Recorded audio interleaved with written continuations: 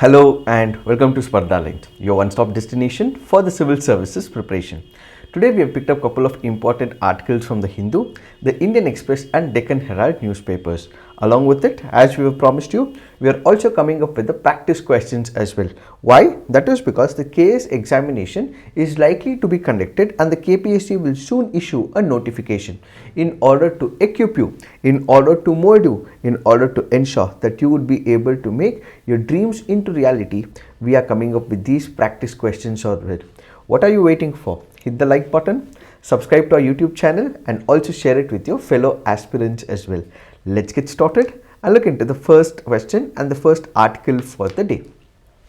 A selection committee for the appointment of the election commissioners does not consist of who among the following? Prime Minister, Leader of the Opposition in the Lok Sabha, Chief Justice of India, Union Cabinet Minister nominated by the Prime Minister. Who among this is not in the selection committee for selecting the election commissioners? So for now, what is that you have to do? Hit on the pause button and then put your answers in the comment section and then look into this entire explanation.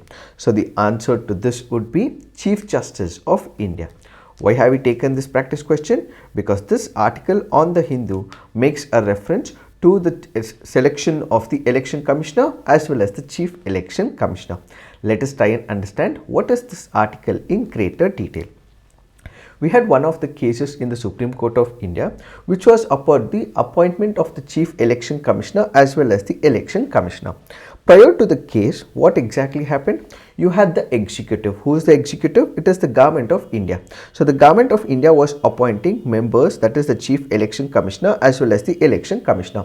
Many felt that this was not a transparent process and these people that were appointed were coming under the direct influence of the government of India, and this ultimately did not cater to the transparency and accountability of the chief election commissioners as well as the election commissioners, and they had become the mouthpieces of the government, which is why a case was filed before the Supreme Court of India.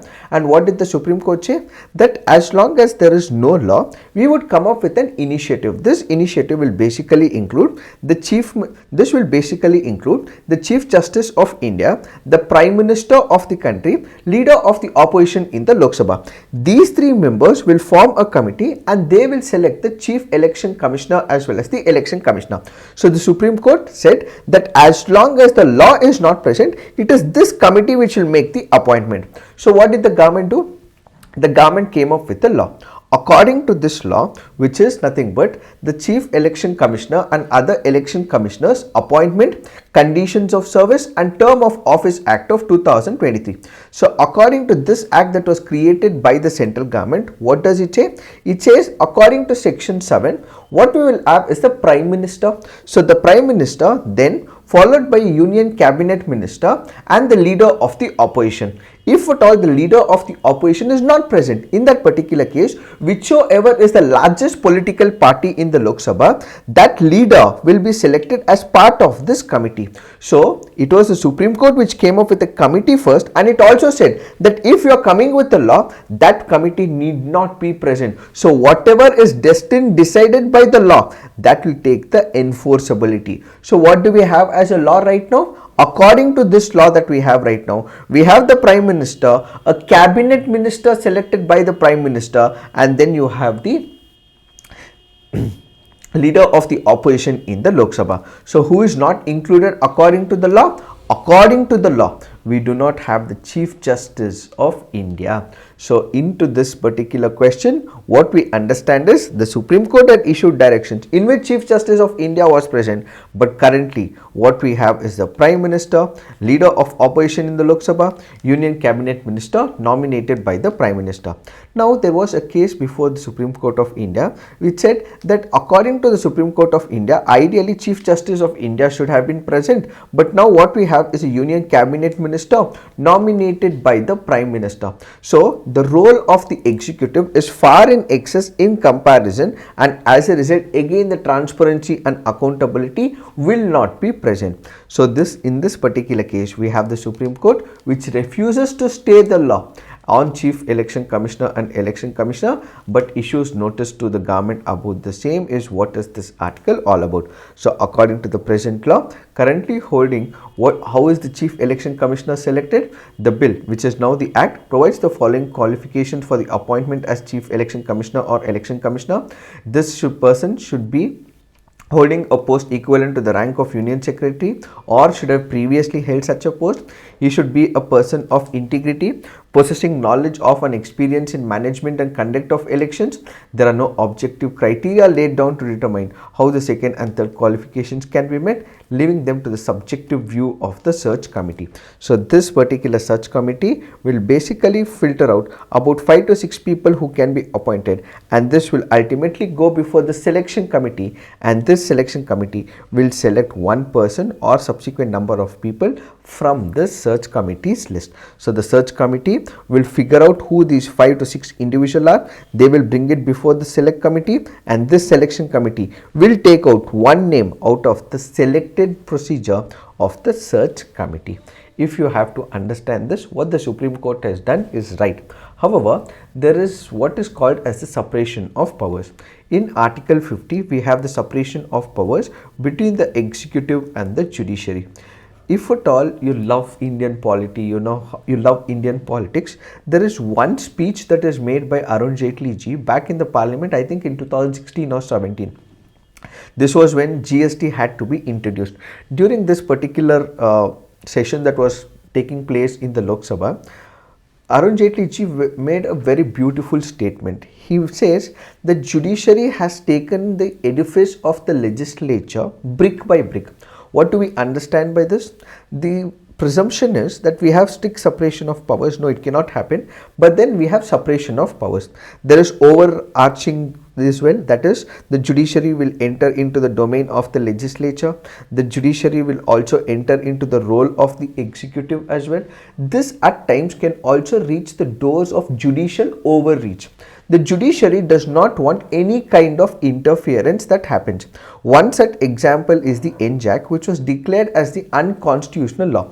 Despite the parliament coming up with a constitutional amendment, what the Supreme Court decided was that this NJAC, that is the National Judicial Appointments Commission, is unconstitutional. So the judiciary does not want any kind of interference, but the judiciary will interfere in some cases with respect to the legislature and the operations of the executive, which is called as the judicial overreach, which is where we have Arun Jaitley ji, who made a beautiful speech in the parliament back in the 2016s when it comes to the GST, where he said that the edifice of the legislature has been taken over by the judiciary brick by brick. That is, for every law that is passed by the legislature, we go knock the doors of the judiciary, and the judiciary then takes the responsibility upon itself and it is overreaching it. It is issuing directions. But what is the role of the judiciary? Yes, the judiciary is the guardian of the constitution. Yes, the judiciary has to interpret a law, but does it mean that it takes the hat of the legislature or the executive? No, I do not want the contempt of court to be stamped against me, but I'm just saying for the sake of the discussion. In fact, the collegium system, which was not originally envisaged by the constitution, is right now is appointing the judges in the High Court as well as the Supreme Court, which was not originally envisaged by the constitution. So another aspect is that when it is the law passed by the legislature, which is the will of the people, the representatives representing the people, so that should hold the value. But when the judiciary takes over, in most of the cases, is it actually following the separation of powers? Is it not judicial overreach? Is one such concept that you have to think in this particular case. If you want to go through that, please go through that video. It's a beautiful lecture that is being given by Arun Jaitley ji, where he says the judiciary has hit the legislature, the edifice of the legislature is hit brick by brick. Please look into this entire speech. You will love the speech if you love Indian polity as well as the Indian politics. Now let's look into the next article. Consider the following statements with respect to Atal Setu. It is India's longest sea bridge. The Atal Setu is India's first sea bridge to implement an open road tolling system, which will allow vehicles to pass through toll booths at speeds of about 100 km per hour without having to stop. Which of the statements are correct? The answer to this is both. Why have we taken this practice question? Because this article on the Hindu makes a reference to India's longest sea bridge. So both the statements that are given in this article are right. Both the statements are right. That is with respect to Atal Setu. It is India's longest sea bridge. Yes, correct. And we also have the second statement which is right. What do we understand by the second statement? Whenever you go to the toll plazas, you will be asked to wait in the long lane. So we already have the FASTags as well, which is reduce the time. But despite the presence of the FASTag, we still have to wait, and there are still long queues as well. But in this particular bridge, even if the cars are moving at about 100 km, they would be able to read it and allow them to pass through this toll plaza, which is a unique initiative taken under the Atal Setu, so that there is no traffic in, or there is no congestion on this particular bridge. Now if you look into the Atal Setu, it is also known as the Mumbai Trans Harbour Link. The 6-lane Atal Bihari Vajpayee Sevri Nihara Sava Atal Setu will reduce the 2-hour journey between Mumbai and Navi Mumbai to a 20-minute ride. And this particular bridge is of a total length of 21.8 km. 16.5 kilometers is over the Arabian Sea. The bridge is built with the Japanese assistance. This can also be another important factor, where this has been built by the Japanese help. Now let's look into the next practice question. Which of the following are the surface to air missiles? Akash, Maitri, Spider, Trishul. Which of the following are the surface to air missiles? What I want you to do, take a pause, put on the comment section your answer, and subsequently then look into the video. The answer to this would be 1, 2, 3 and 4. All the 4 that are mentioned here are surface to air missiles. So what are these surface to air missiles? As you can understand from it, what you will have is one of the land based tools or the land based vehicles. From the land based vehicles, what you will launch is a missile which will hit an aircraft which is in the air. So basically what you will have is a vehicle.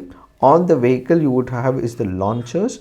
From the launchers you will take upon, and these missiles would be fired. It will hit an aerial vehicle, and which is why it is called as surface to air missiles. Apart from this, what you also have is air to air missiles. What is this air to air missile? Let's say for example there are 2 aircraft that are flying in the air. If these 2 aircraft launch missiles in the air, so you have an aircraft, it has a missiles that is embedded into this aircraft. So if at all it is launching these missiles in the air, so 2 aircraft, and then they launch those missiles immediately, such if the missiles hit each other, that is what is called as air to air. So when the launch station is from the ground, it is surface to air missile. When it is air and air, that is air to air, then you also have air to ground as well. So what is air to ground? For example, let's say for example you have a missile that is present in the air and then it is launched onto the ground. That will what will happen. Then for example we have surface to air surface as well. For example we have the Agni. For example Agni 1, 2, 3, 4, 5. These are launched from the surface and it will drop on the surface. So the minute it is launched from the surface, it will again fall back on the surface, which is called as surface to surface. So what are the different kinds that we have? We have surface to air, then we have air to air, then we have surface to surface as well, and air to surface. These are the different kinds of missiles that we have. So when it comes to the surface to air missiles, Akash, Maitri, Spider and Trishul are all surface to air missiles. Then we have couple of other examples as well. Let's say for example we have other surface to surface missiles which include Agni, Agni 2, 3, 4 and 5 and 6, so on and so forth. So this has been discussed. These are the short range ballistic missile, Prithvi 1, 2, 3, Dhanush, Agni 1, Shaurya, Prahar. These are short range surface to surface missiles. Then we have intermediate range ballistic missile which includes Agni 2, 3, 4. Then we have intercontinental range ballistic missiles which are Agni 5 and 6. Then we also have submarine launched ballistic missile which is nothing but K15 and K4. Then we also have cruise missiles as well, which includes Nirbhay, BrahMos, BrahMos 2, so on and so forth. Then short range surface to air missiles which includes Trishul, Akash, Maitri, Barak. And then anti-tank guided missiles Nag and Helna, and anti-ballistic missiles which includes Prithvi air defense missile and advanced air defense missile. These are some of the important parameters that you have to remember from the preliminary examination point of view. Why have we taken this practice question? Because this article on the Hindu makes a reference to DRDO conducting successful flight test of the Akash missile. Now let's look into the next practice question. Mauna Kea is an active volcano on the island of Honshu, Java, Lombok, Hawaii. The answer to this would be Hawaii.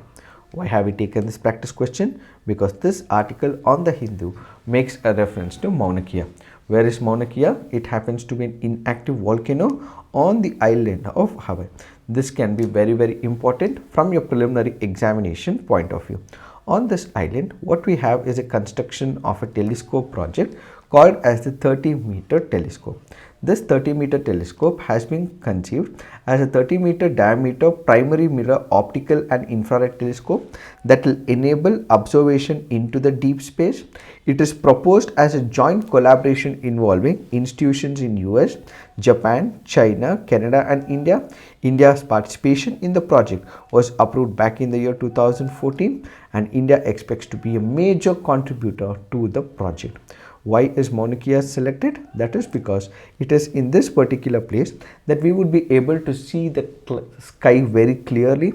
We would be able to visualize the sky very clearly, and at the same time there is not much of disturbance in this particular island, which is why we have this telescope project which is executed in this particular place.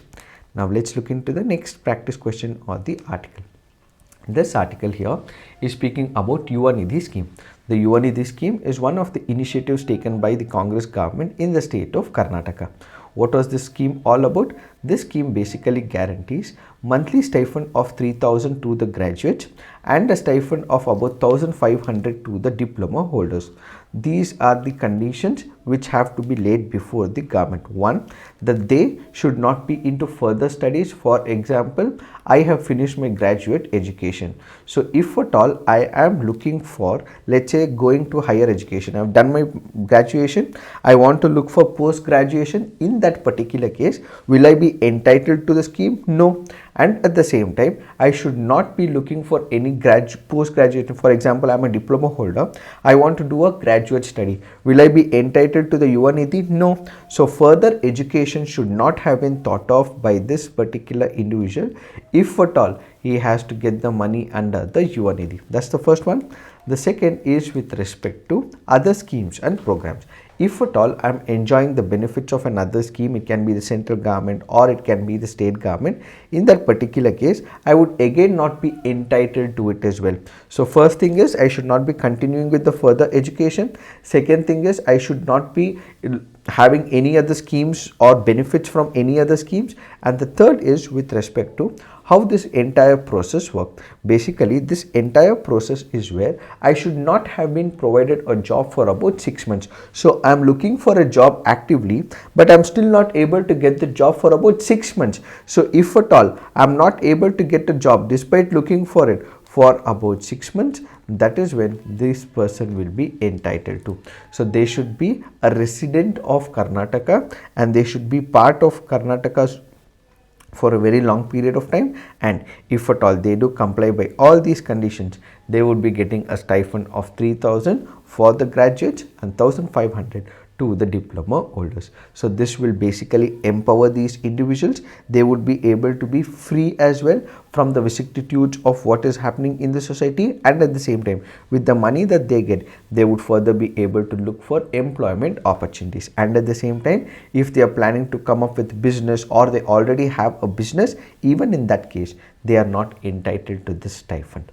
Now let's look into the next article. This article says, ascertain the age of accused in criminal cases to ensure that they are not minors.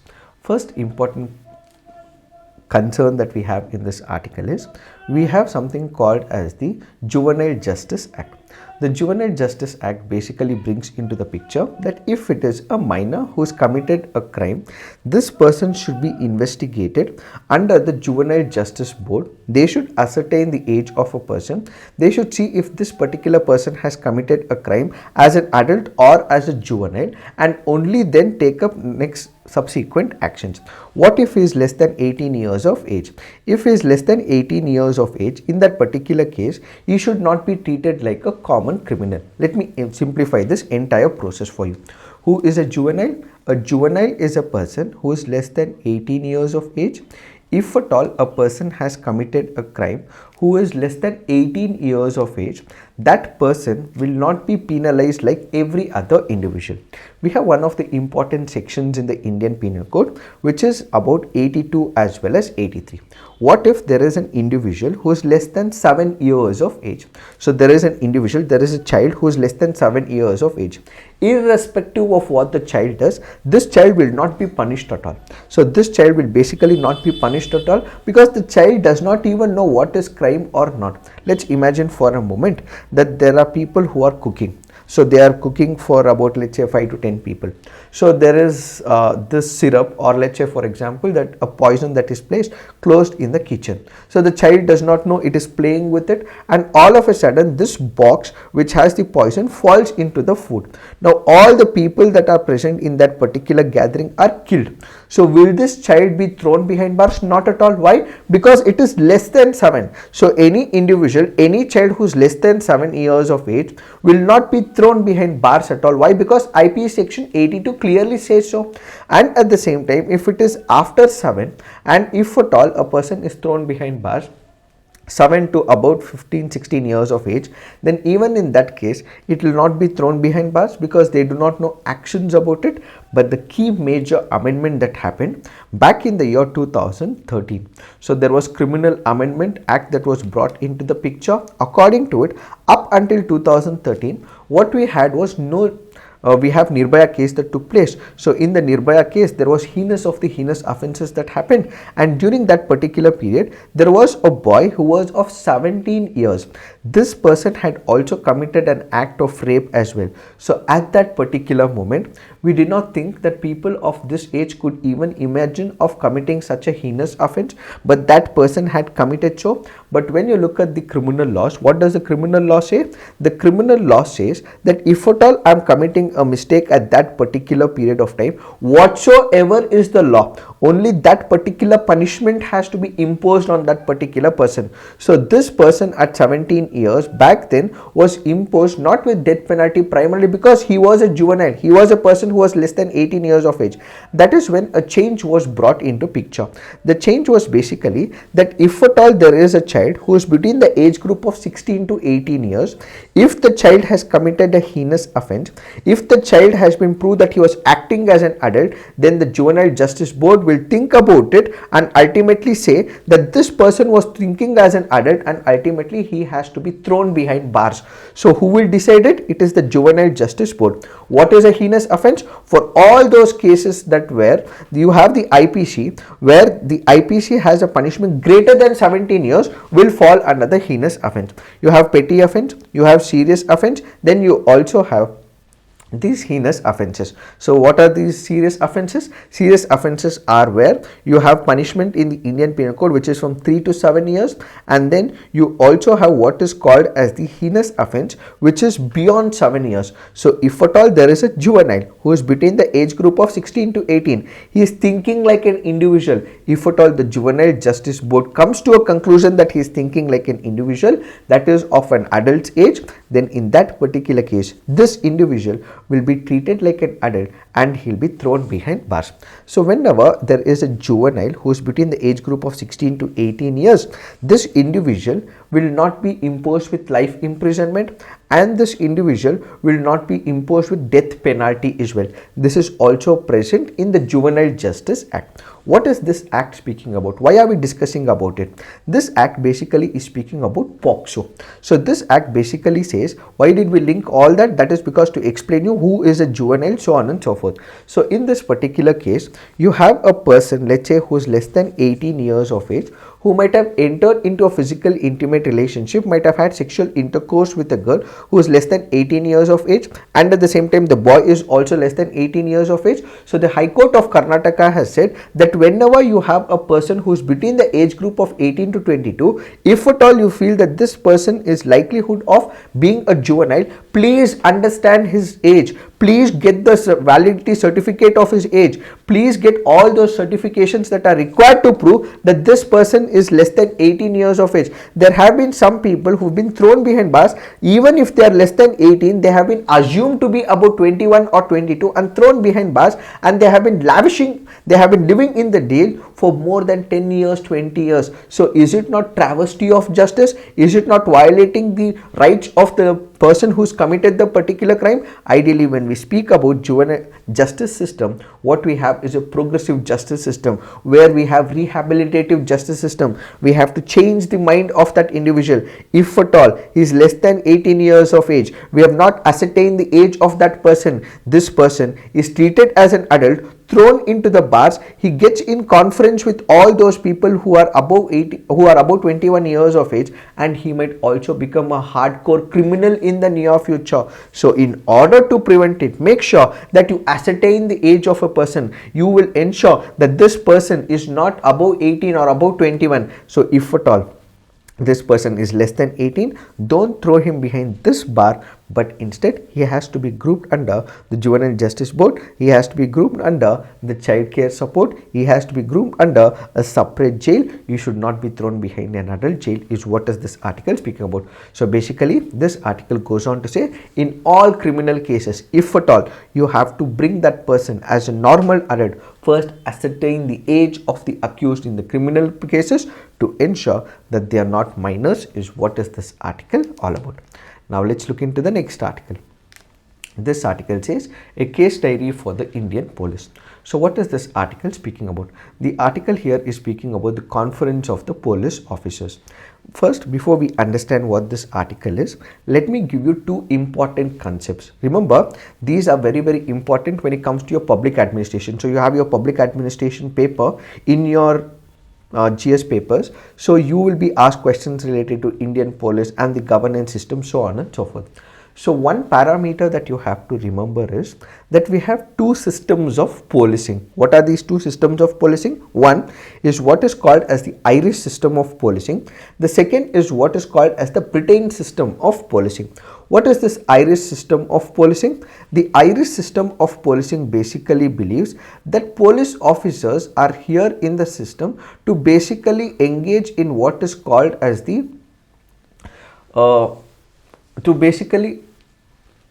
there are two systems of policing. One is what is called as Irish policing system. The other is the Britain policing system. This Irish policing system basically believes that you have the police officers. The police officers are here to serve. The police officers will have to have a very beautiful relationship with the general citizens. So they have to help each other. So in Irish system, there is a development of a relationship, a development of the bonhomie, a development of a certain system where both of them, that is the people and the police officers, respect each other.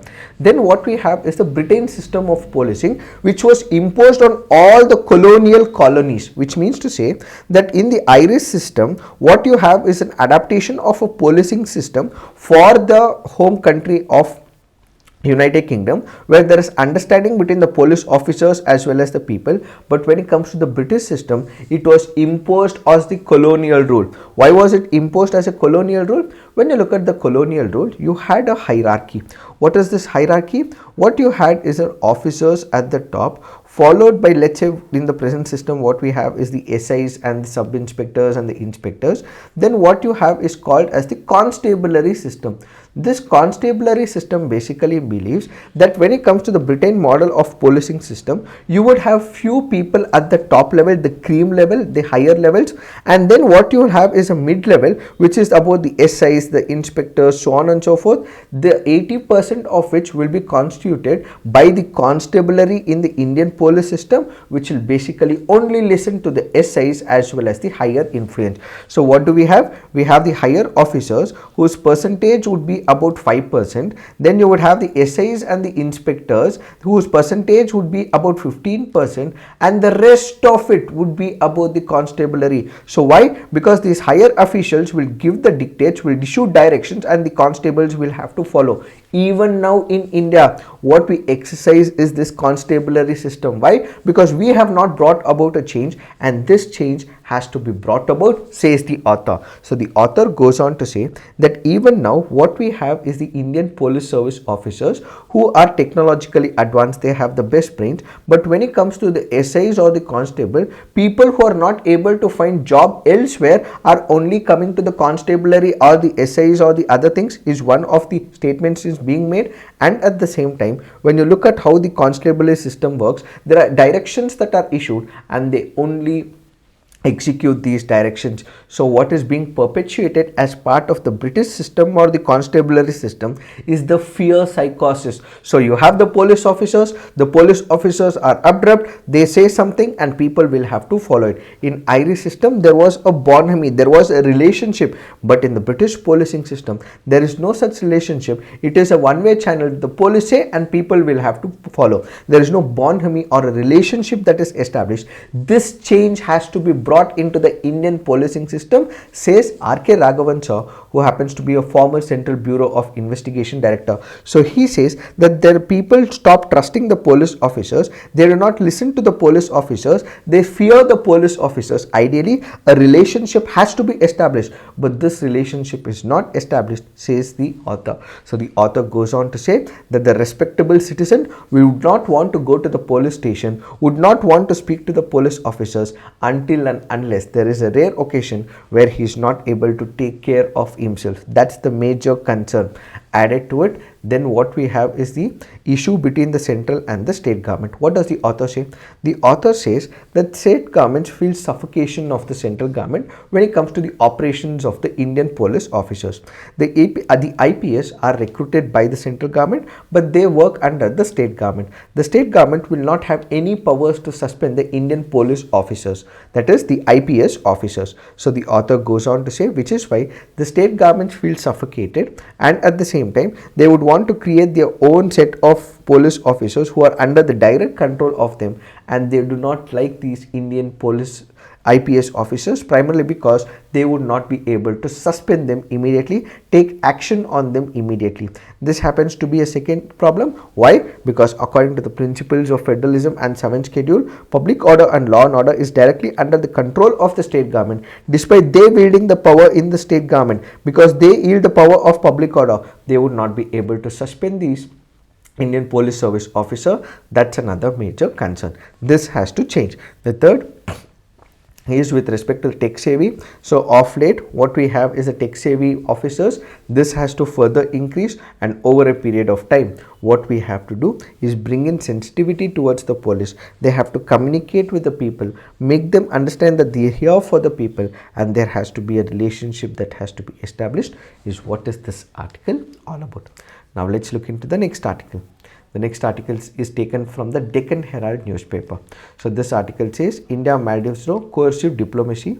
So this article speaks about coercive diplomacy. So we had the Prime Minister who recently tweeted about Lakshadweep. He did not make any official statement per se, but then people started assuming that this happens to be a coercive diplomacy to make Maldives work according to what India wants. So according to the author, it goes on to say that this coercive diplomacy should not have been employed. Government officially has not stated so, but the author assumes that it is coercive diplomacy. So what does the author say? The author says that this coercive diplomacy may backfire. Why? Because when Nepal came up with its own constitution, India did impose a certain blockade to Nepal. At that particular moment, there was a good relationship between India and Nepal. But because India employed coercive diplomacy, there was India not present in Nepal for a very brief period of time. And during that period, China started investing a lot of money in Nepal, and this ultimately meant that you had China which was taking the place of India in Nepal. So if at all coercive diplomacy is engaged with close by neighbors, immediate neighborhood, in that particular case, it may backfire, says the author. Added to it, we had people who were going from India to Maldives. Yes, Maldivian economy, more than 11% and more than 10% of it is based on tourism. But it is not only the people of Maldives who are hit, it is also Indian people who are hit. For example, you would have people who travel by aircraft, you would have Indigos and other Indian aircraft which will be employed. So people will stop going to Maldives, and ultimately this tourist development or people who are engaging in the tourism industry, they will also start suffering, because Indians who are in the tourism support system, they will also be impacted because they used to engage in ticket bookmaking, so on and so forth. These individuals will also be hit. So what the author says is that coercive diplomacy should not be employed in the immediate neighborhood is another viewpoint that the author brings in this article. It is this that we have to understand with respect to this article. If you are liking these initiatives, please to hit on the like button, subscribe to our YouTube channel, and also share it with your fellow aspirants as well. Thank you for watching. All the best.